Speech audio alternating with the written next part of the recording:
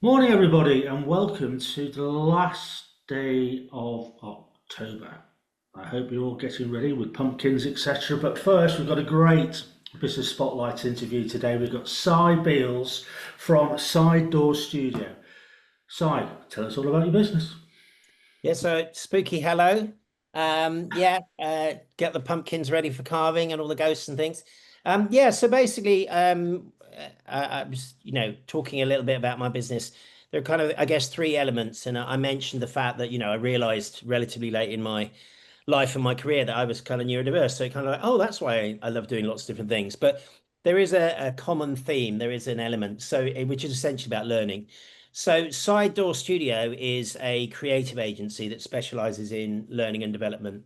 So we kind of take the approach that whether it's corporate training, whether it's sort of statutory mandatory stuff, whether it's events, whether it's those kind of things, if you've got to make the content really engaging, particularly in this age of kind of social media, you need to kind of really have some pedagogy behind it, which is so it's designed learning, and another gogy word, hootagogy, which is about self-directed learning.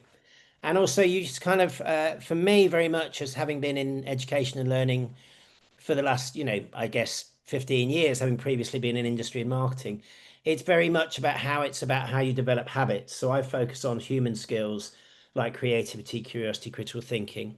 So Side Door Studio makes videos and events and training courses, and we work in consultancy with some people. We work with people like Carlsberg, Britvic.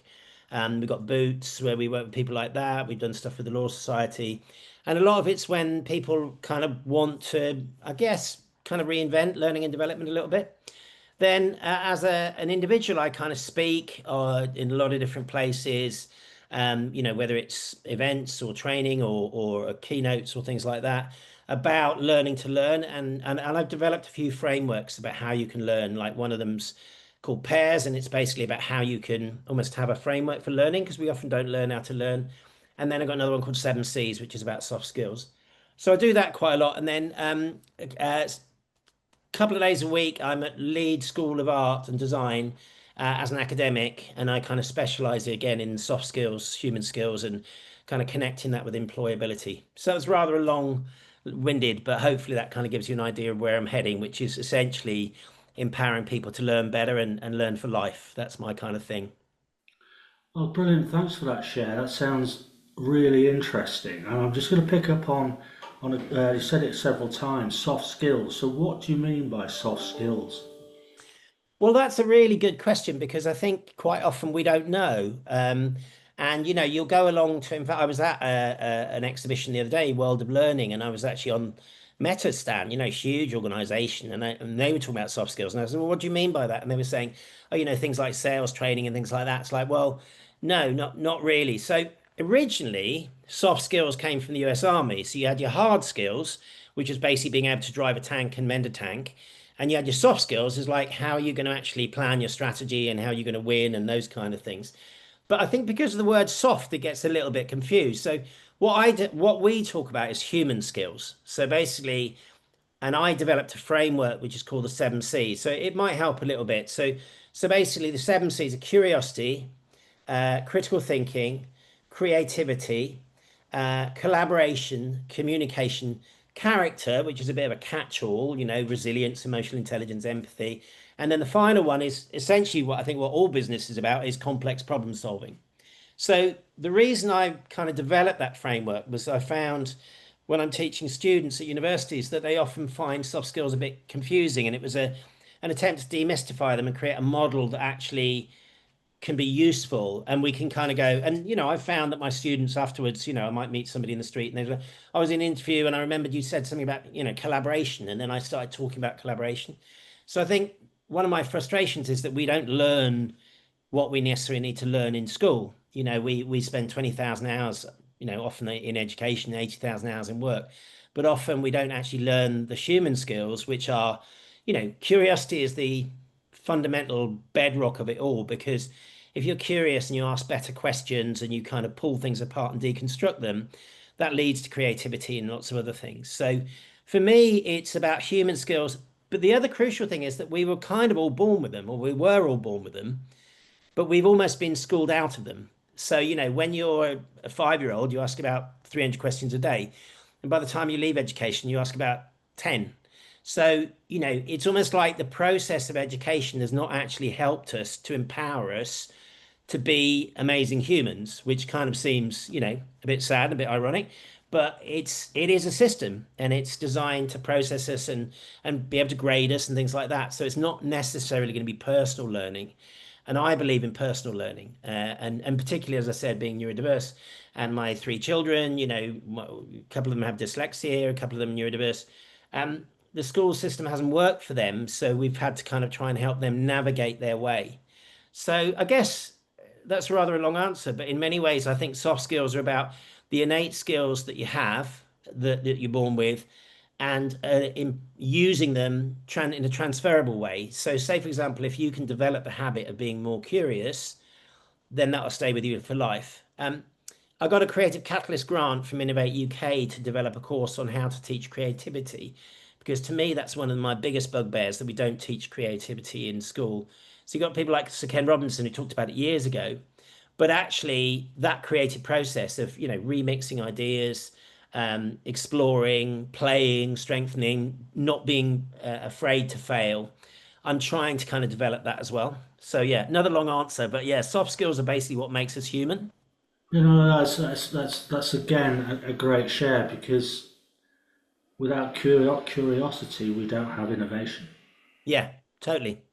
If we don't question how you can make something better and why it doesn't work or how it could work, it's the same. I teach my students every week, and the biggest thing I say is just to ask better questions. Let's all try and ask better questions, like, why does this brand not work, or how do we, why do the consumers not like it, or a lot of that's focused on marketing, but if a lot of learning is about deconstructing things and then trying to put them back together in a better way, and that all starts with curiosity and also critical thinking. And obviously, critical thinking, particularly in this age of polarization and all of the things that are kind of going on in terms of false information and the horrible stuff we see.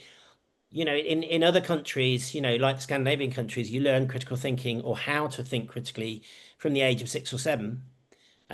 You also have far fewer exams, and they have a far better education system, and it's far cheaper, particularly in places like Estonia. So I think there's a lesson for us there. It's like, why do we have such an expensive and ineffective education system by focusing on things that people don't really need? What if we reinvented that a little bit? So that's part of my personal soapbox. Me standing shouting in the corner, going, "Let's reinvent education." I think you need to Yeah, go I've got a lot speak on my to mind. go speak to Simon Squibb as well. I think he's Yeah, on a mission with doing that. But yeah. that is because that's again a really interesting thread to actually unpick here. Because the more you ask questions to the answers, Mm, which is a part of our culture, we mm. ask lots of questions. But one of the big things, if you're actually curious and you have critical thinking, you unpick things. That fundamentally will improve productivity in businesses and in life, wouldn't it? Yeah. Yeah. No, absolutely. And I think the thing is that we, for various reasons, whether it's cultural or, whether it's show business or whatever, we associate creativity with the arts. But I mean, you can be just as creative in any industry. You can be a creative lawyer and a creative accountant, not a creative accountant, but you can be, do you know what I mean? And I think the thing is that a lot of what I try to do is demystify this, and this is why I like frameworks. So when we had this grant, one of the sort of frameworks to develop was called reps. So basically, it's remix, explore, play, strengthen. And I think if you fundamentally teach people that there aren't totally original ideas, but ideas are kind of stolen and taken and borrowed and remixed and then put into a pot, and then but the more you explore and the broader and deeper you go, and the more you go off on a tangent. So often in business, people will stay in their own lane, their own sector, but actually there might be really interesting things happening somewhere else that they could take and bring in another country or another business or sector. And then, but you've got to be able to play with them. And unfortunately, again, because of our society and our educational system, what happens is that we're scared to play and to experiment.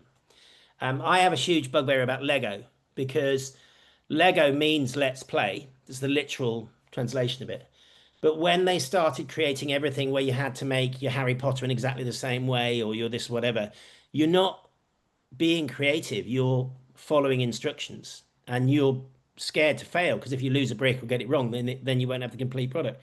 Because if you just get a huge box of Lego and you're able to create something and make something and go and explore, your brain, there's clear evidence, there's brain, your synapses will start firing and you'll be much, much more creative. So for me, creativity is a fundamental part of innovation, but it's just become a bit sort of associated with the arts and actually, I mean, there's a brilliant study that was done in the States where they got eye doctors to uh, go to art school and learn about, oh, sorry, art museum and learn about art. And then they afterwards they realized that they were much better at observing on eye scans and they were picking up things they hadn't seen before because they didn't stay in their lane.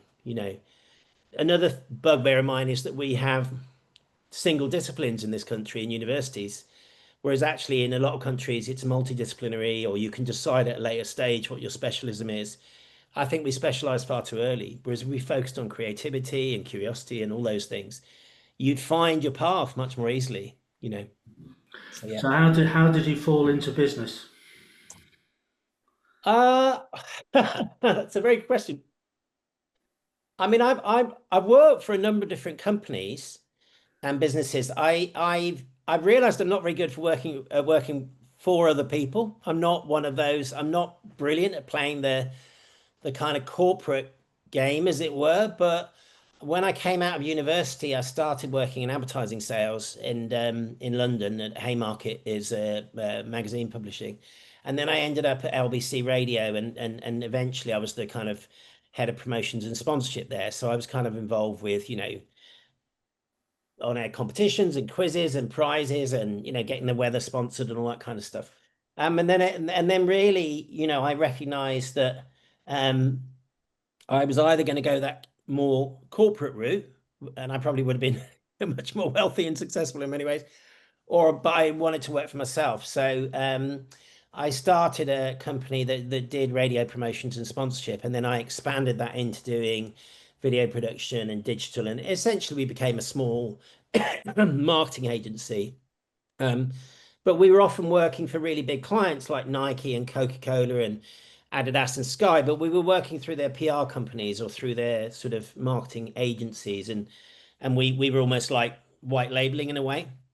So I did that for quite a few years, and then I mean, that ended up being, it was successful, but also, I'm a bit older, so like it was kind of like, yeah, it was around the time of the dot-com crash, and we also realized that actually, we'd really overexpanded. So we scaled it down a little bit, and then I ended up actually being in the fashion industry, really because I think in hindsight, I'd always wanted to develop a brand, and a friend of mine was a very good fashion designer, and we ended up having a label that was kind of selling, started very small, but started selling all over the world. Going to different fashion weeks and selling in Liberty and Harvey Nichols and things like that. And that was kind of fascinating in many ways. But also, I look back at it, I think, well, did I actually make that decision or did I just end up there? But I had a really interesting time. And that kind of grew and grew and grew, and we got investment and whatever. But fashion's very hard business. Unless you're kind of licensing it and you're making money out of, fragrances and sunglasses, it's hard to make money just out of clothes, really, unless you're doing it at scale. So, yeah, and it was around the time that I met my former partner and I had kids and needed to be more consistent and responsible. So I got offered a job lecturing in fashion marketing and employability at Trent here in Nottingham, and did that for a few years, and then really wanted to go back out on my own. So went back out on my own, and now I'm 2 days a week, point four at Leeds, and I do the rest of my stuff, when I can, really. So I guess the short answer is I think I always wanted to be a journalist. Actually, I always wanted to be a writer. I was interested in exploring subjects. And almost in a way, I found my way back to that by being involved in kind of like pulling apart and writing and talking about learning and education. Yeah. So yeah, roundabout way. Lovely, like magic roundabout, absolutely fantastic. Yeah, yeah. You just used the word learning. So, what's been the biggest learning that you've had in business? Well, that's a very good question. Um, I think in many ways, the thing about learning is you have to have it has to have purpose. You know, you have to feel like this is something that is relevant to you and is authentic and is going to move you forward. You know, if you really break down that word learning, what is it? It's about the desire to change oneself for the better and to use those skills to change other things. And for me, I think one of the reasons I left teaching at university was because I've just felt that it had just become very much a process. And also, I didn't feel that I was very effective. So again, I developed another model. I mean, you'll see a pattern here, but I kind of like frameworks. I think it's the way my brain works, as said, as you know, with neurodiversity. But quite often they'll come to me in the shower. But I developed another framework called pairs, which is basically prime, which in a way is find your purpose. You know, why are you doing this? Why does it matter? And there's a lot of evidence to show that if you do that, you're going to learn instantly better anyway, because you will have lodged it in your deep memory. There's sorry, not prime. Yes, there's prime. There's it's pairs. There's engage. How are you going to engage in your learning? Um, how are you going to do it? You know, everybody's different. Like 90 billion people have walked the earth, but they're all unique. So, what works for you? Is it short bites? Is it, you know, really intense? Whatever. You've got to find that out. How are you going to apply it, which I think is fundamental. You know, because if you don't know why you're learning something, I mean, my kids are going through, you know, GCSEs and BTECs, things like that. I mean, a lot of what they're learning, they just don't see the point of it. Like what they don't know why they're learning it. They're just learning it to be graded, and that's not effective. And then there's another one called reflect, which is pretty much, you know, learning the tools of reflecting and retrieving important information. And the last one is strengthen. And again, I've kind of, I guess I've squeezed one of my frameworks in, but for me, what it is that I guess my biggest thing in some ways is how can I learn better? Because I make the same mistakes over and over again. And how can I learn to learn and, you know, improve myself and my performance? But also it's actually how can we help other people to do it? Because I think, you know, we're at a pretty perilous stage in the world at the moment. And I think the way out really is going to be through learning and knowledge and sharing and community. Um, and you know, learning is at the basis of that. So I think for me, it's like I've almost kind of gone from brands and commerce and industry to almost like how we can all be more human. Not that I don't want to make money and be profitable or whatever, but like how can we actually have an ethical way of doing business which works for us as humans? And I think we used to do that much more probably. Maybe I'm being rose-eyed, whatever called rose tinted spectacles, but I think we used to do that more. I think we moved away from that. So, you know, it's that combination of how do we learn? How do we help our people we work with learn, organizations learn, and how do we make that so it's authentic? That for me is a very long answer to a very good question. Yeah. So the final question, what Yeah. is the best advice you give to an 18-year-old you? I think it's about, I mean, it is without doubt for me all about questioning, but I would be about self-questioning. So I would take the time to think about or discover who you are, where you want to be, what gives you joy, what gives you passion when you're in a state of flow, when you're creative, what your kind of values are. There's a very simple model called Ikigai, which I use with some of my students and in some training courses I do, which is what do you love? What are you good at? What does the world need? And what can you get paid for? And I think another one of my bugbears in a way is that we get very poor advice about how we design our world of work and we build a happy, successful career. You're going to spend 80,000 hours doing it, but also the world is changing so rapidly. AI is going to absolutely change everything, and it is. So for me, it's going back to questioning, asking better questions of yourself, trying to find insights, and also asking better questions about the world that we function in, and then just trying to become wiser. Really, you know, you're 18, so you've got so much energy. I see this with my young son. You know, my son. I've got three kids. My eldest is 18, and he's, you know, got fantastic critical thinking. He's got great creativity. Doesn't really work within an academic setting, but I feel confident that he will move forward really positively because he's constantly questioning, pulling stuff apart. You know, he'll be he hates me using AI. He's very anti it, but he's got that kind of nature. So for me, it's asking better questions of yourself and then asking better questions of other people. If you ask great questions in an interview, you're much more likely to get a job, aren't you? You know, we've been there. You know, you're in an interview and you're the person who goes, well, I've looked at your business and I said that, but I didn't fully understand this. And what about if you did this? Well, how do you feel AI is going to affect it in 3 years' time? The person giving the interview is going to go, yeah, you're curious, you're smart, we want you. You know, so it's questions. It always comes down to ask better questions for me. And that was a good question, kind of the last one. So yeah, Well, we yeah, crafted them quite well. So, Si, that's absolutely fantastic. Thanks for sharing your story. yeah, Thank you for brilliant. your I really time. enjoyed it. Yeah, thanks. I'll see you soon, and we'll meet up for a coffee soon. That'd be great.